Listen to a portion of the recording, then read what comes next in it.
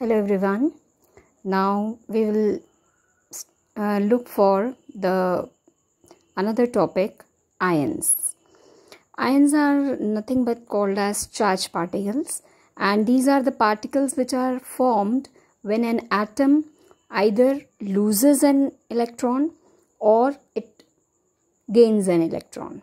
So on the basis of losing or gaining of electrons, they can be classified into two types. The one is which is positively charged ion is called as cation, and these cations are formed by loosening of electrons. Another type is anion. Here it is a negatively charged ion and it is always formed by acceptance of electrons. We have a third category of ions as well, which are called as polyatomic ions. Poly means many and atomic means atoms. So it is basically a group of atoms that contains the charge over them. For example, we have certain polyatomic ions such as sulfate, carbonate, hydroxide, ammonium. So here you can see some group of atoms along with some charges over them. Either it is plus or it is minus. Now we will move on to a very important concept of valency. Valency is just by definition, it is simply the combining capacity of an element. As we already know that elements are always in a mode of combination with another elements to form the compounds, and the formation of compound by the elements is just to attain the stability. So in order to attain the stability, they used to either lose or gain the electrons, or even sometimes share the electrons. So what decides the combining capacity of an element? It is basically decided by the valence shell electrons of that element. We already know valence shell electrons means the electrons which are present in the outermost shell of an atom of an element. So whatever number of electrons are available in the outermost shell of an atom, that will be called as valence shell electrons. Suppose if an atom has 1, 2 or 3 electrons in its outermost shell, so they will possess a valency of 1, 2 or 3. But if they lose the electrons, then they will get plus 1, plus 2 or plus 3 valency.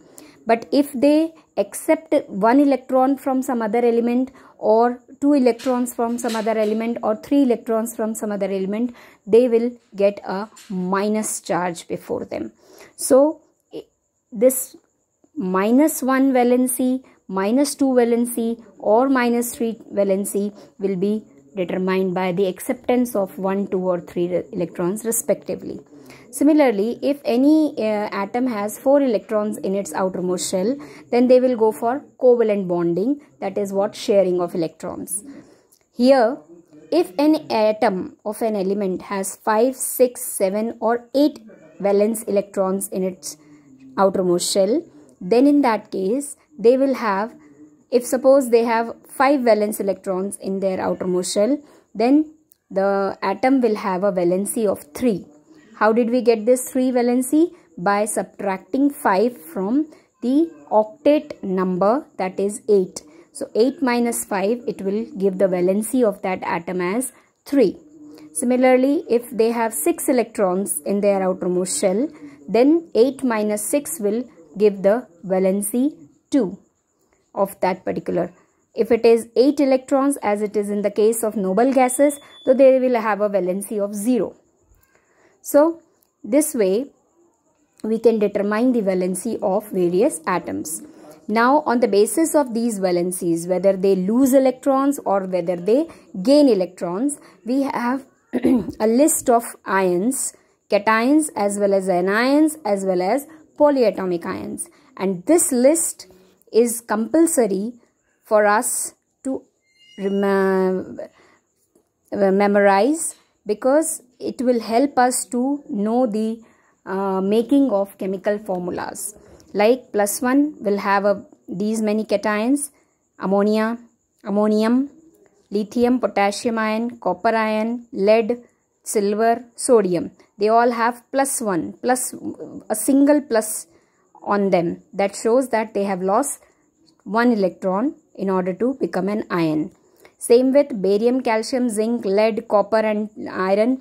Here they all show the +2 valency, means they lose 2 electrons in order to gain the stability.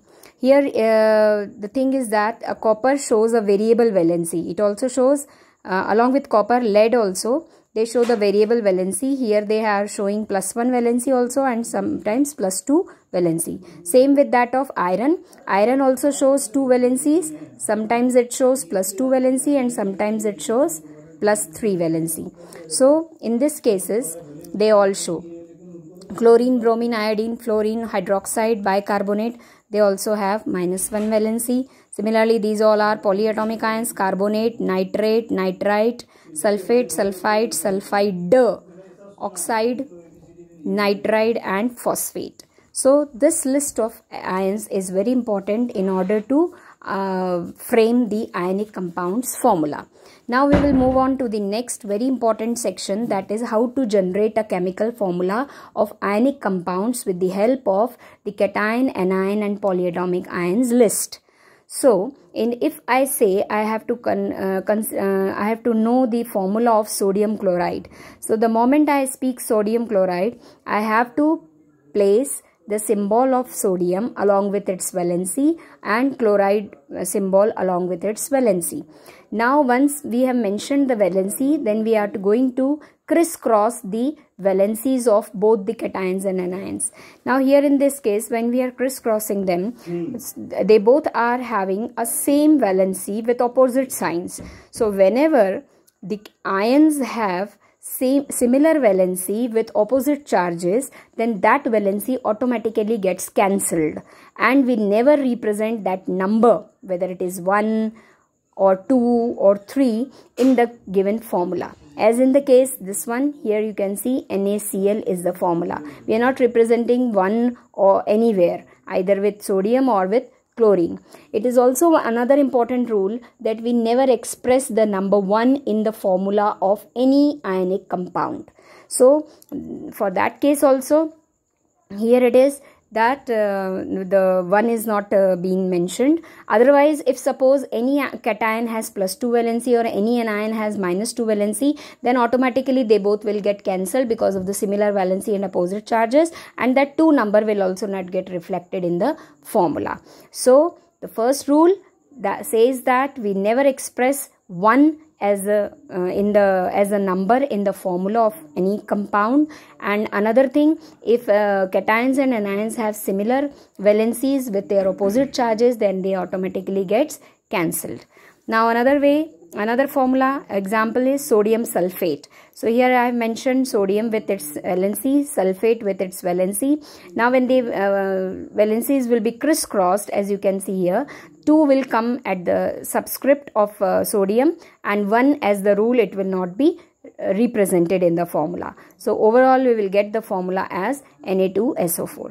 Another one is calcium hydroxide. Here I have taken calcium with a valency of +2 and hydroxide with a valency of -1. Now OH is a polyatomic ion. So whenever in cation or anion part any polyatomic ion is there, then we have to represent that polyatomic ion inside the brackets. As you can see here, when we crisscross the valencies, then we are getting this 2 number at the bottom of OH. So we should not be confused in mentioning the 2, where to mention it, with between O or H or outside H or something. It will always be kept inside the bracket and the 2 valency will be represented outside of it. So here, as per the rule, 1 will not be mentioned here. So the formula we will finally get as CaOH whole twice, or calcium hydroxide. So students, it is very important section of framing the chemical formulas, because once you know the formulas very well, you will be able to identify a particular chemical compound easily, and further chemical reactions and chemical equations can also be framed out of that. So it is very important to know the list of cations, anions and polyatomic ions, along with how to generate a chemical formula. I hope it will help you a lot. Thank you.